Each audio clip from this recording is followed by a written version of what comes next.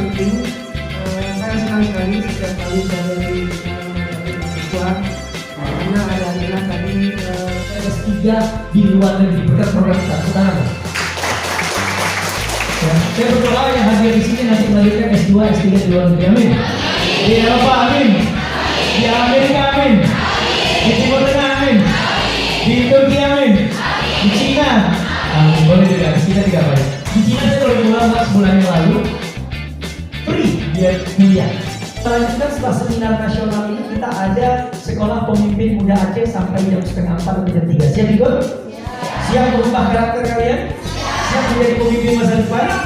Siap, oke. Insya Allah kalian akan mengikuti sampai sore dan dapat sertifikat. Jadi Pak Yus, SPMA ini ada 7 level. Level pertama itu kalian sekarang. Level kedua tingkat universitas. Yang SPMA Universitas dan Kawasan Global, tapi sudah berbicara bisnis and entrepreneurship. Kita akan memiliki one leader, one product. Kebetulan buat kalian. Ini ada produknya ya. Saya saat ini bekerja sebagai anggota DPD, ya gajinya lumayan lah, lebih tinggi dari Pak Yus sebenarnya. Kecuali Pak Yus dipotong tunjangannya gitu. Tapi kalau tambah tunjangannya kayak kalah saya gitu. Tapi saya berani katakan bahwa dengan produk-produk entrepreneur yang kita bangun Pak, insya Allah kayaknya lebih tinggi gaji saya daripada Bapak. Teman-teman,